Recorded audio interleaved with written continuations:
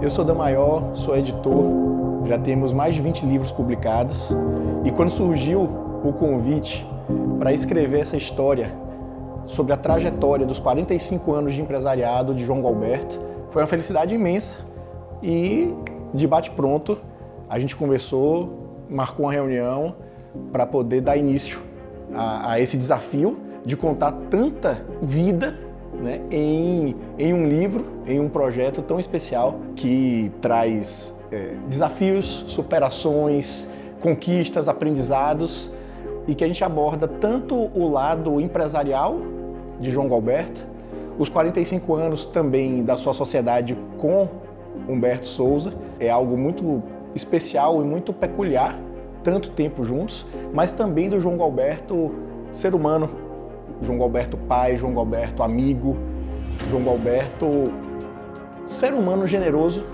e que permeia toda essa relação e tantos depoimentos que a gente tem tido em relação a isso. A gente volta lá para a infância de João Gualberto para tentar entender as sementes de quem é o João Gualberto realizador hoje. Então a gente vai investigar e conversar com ele sobre como era a realidade dele em Itabaiana. O que ele fazia, como era o dia a dia, ele brincava, estudava, precisava trabalhar, qual era a influência da família dele nesse processo todo enquanto ele estava lá. Depois de um tempo, quando ele resolve sair de casa e vir para Salvador, o que é que acontece? Como é que você se comportava diante daquilo? Então tudo isso a gente foi buscar nas entrevistas para tentar cavar e entender, até porque a maneira como o JG coloca pra gente é de uma simplicidade tão sofisticada, tão grande, e a gente, é natural, ele vai contando, a gente vai mergulhando na história, a gente vai querendo saber mais. Quando a gente vê, a gente está completamente envolto pela história.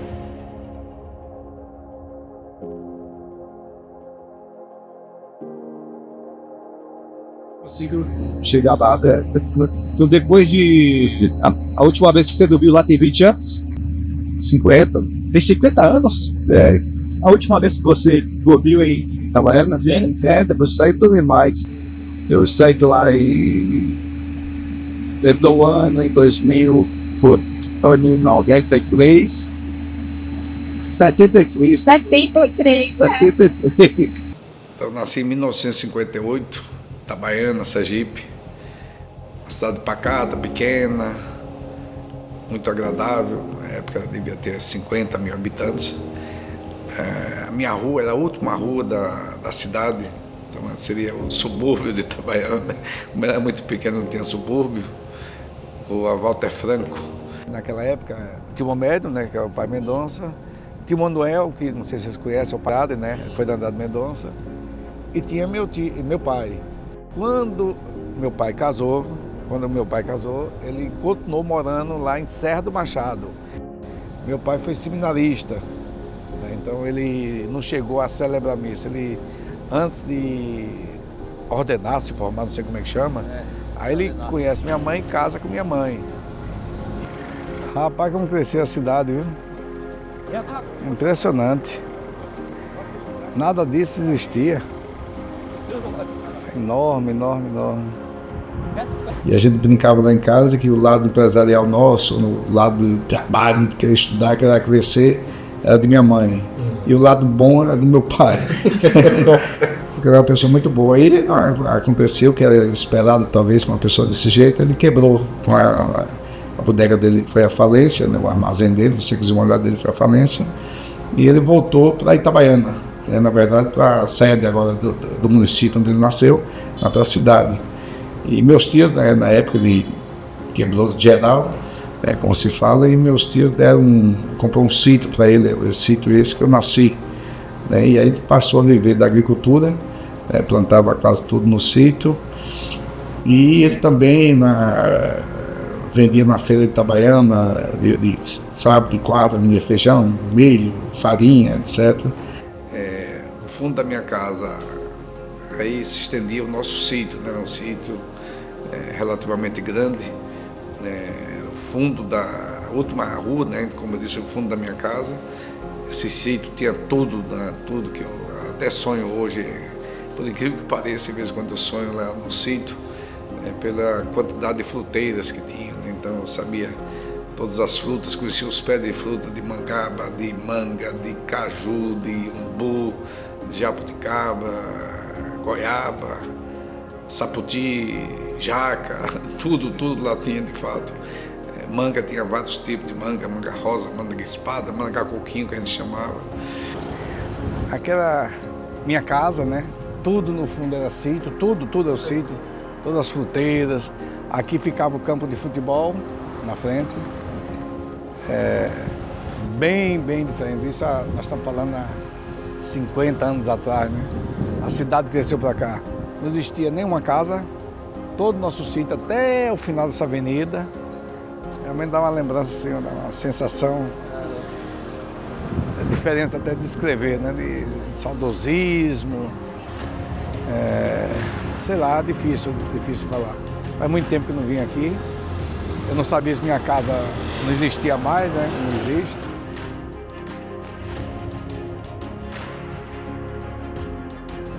Onde eu estudava lá no colégio, o primeiro eu nem lembro, não recordo o nome, mas é Guilhermino Bezerra, se não me engano, né? É isso mesmo, Guilhermino Bezerra. Lá eu fiz o Fundamental 1 e o Fundamental 2 eu fiz no Murilo Braga. Hoje eu estive lá visitando o maior colégio do estado, um colégio bacana para o padrão da época.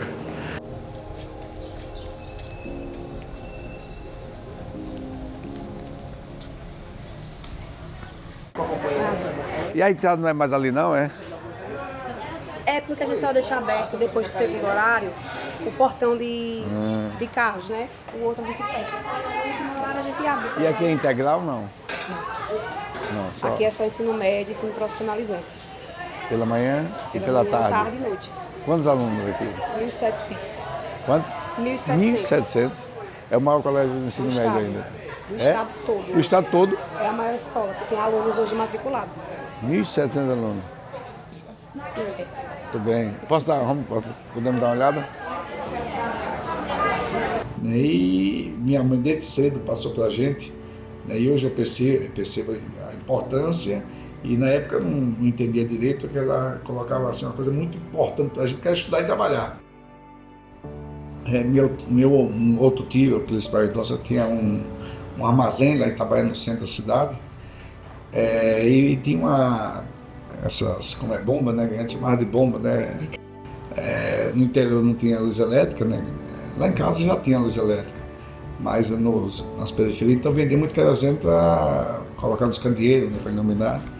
E meu irmão trabalhava na bomba, meu irmão é mais velho, Eduberto, e eu já com 6, 7 anos, ele vendia a bomba para encher galões de 20 litros, e um de 20 litros eu vendia de litro, retalho para vender por litro. Então eu ia muito cedo trabalhar, dia de sábado, mas ganhar meu dinheirinho, mas eu percebi que o pessoal que trabalhava na minha frente, em frente a um armazém, né, que não era supermercado naquela época ainda, pegava as compras das pessoas da feira, do armazém, e levava a casa aquelas carroças de madeira, que eu acho que em Salvador aqui não tem, mas na época tem, até hoje tem, que é a Manda Vilar. E eu vi que pegando carrego, que chamava lá, eu ganhava muito mais dinheiro que trabalhando para meu irmão. Aí eu ganhava, acho que 100, não sei quanto era, eu ganhava 4 vezes mais pegando carrego. Aqui funcionava a bomba de gás. Ela ficava mais ou menos por aqui. Então, como se fosse um posto de gasolina, tem a bomba de vender querosene. E onde eu vendia o gás, ficava aqui, um tambor de 20 litros, né? Abria a torneira. Hoje não vende mais gás, né? Querosene. Para os candeeiros, ninguém tem mais candeeiro. Hoje em dia todo mundo é eletricidade. E aqui eu comecei a vender o gás. E ali, ó, por coincidência, ficava o pessoal que pegava as compras das mulheres, aquelas carroças.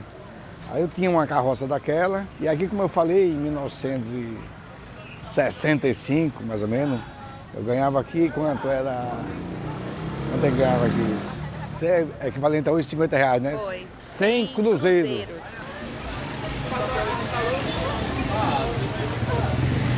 Aí continua o mesmo comércio. Lá no final dessa rua, naquele colégio lá, R$10. Faz quantas compras por dia? Depende das viagens. 10, 12. 10? E chega a ganhar R$100, é? Tá ganhando mais do que eu ganhava na época. 10 vezes é meu estado. Então essas carroças ele leva as compras, né? Dia de feira tem mais movimento, né? É, muito mais. Então, né, eu tinha uma carrocinha, mas essa carroça está muito grande hoje em dia. Na época era menor que eu trabalhei, né? Isso em 1965. Você nasceu em que ano? 1971. 71. Ah, eu já morava em Salvador. É mais o pessoal que compra. A feira está forte ainda não? Aquele é grande. É. Bora lá. Aí depois, o outro lugar que eu trabalhei trabalhando foi aqui.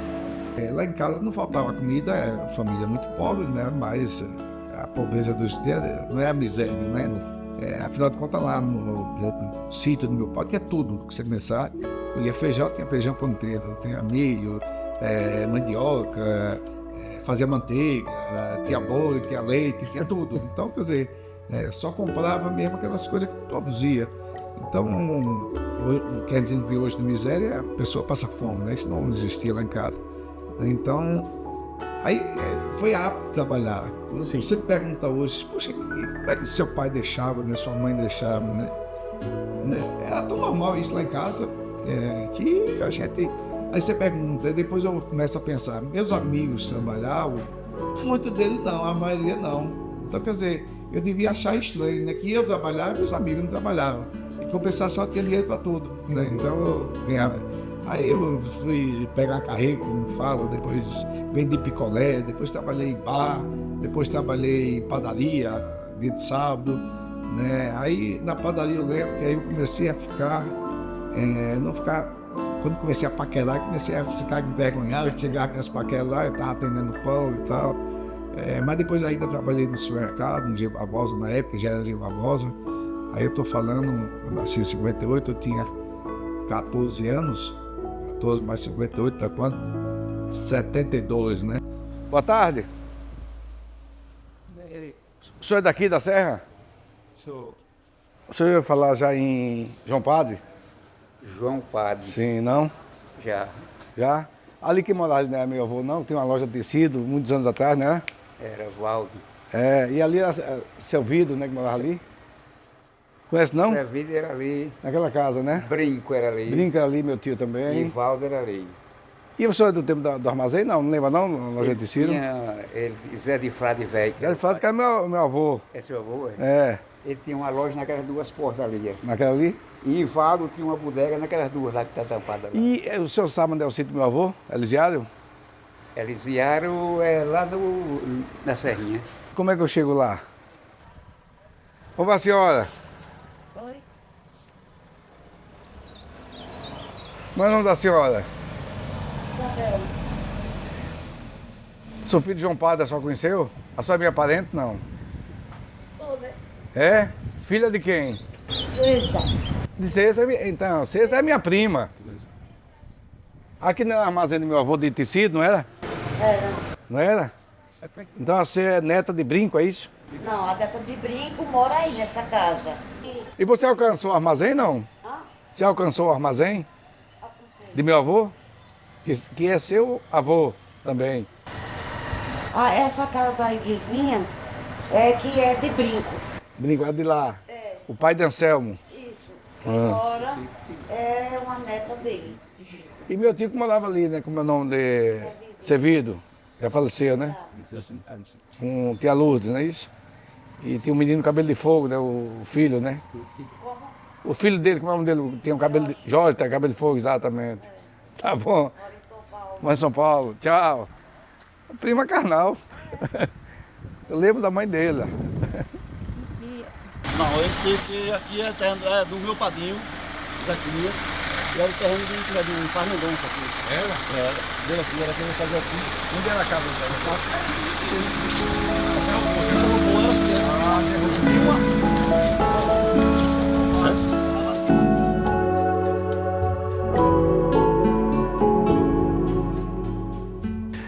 Então eu cresci até meus 15 anos, né, nesse sítio, que era o sustento, parte do sustento da minha família, que meus pais viviam da agricultura, né, meu pai e minha mãe, e foi aí que eu cresci.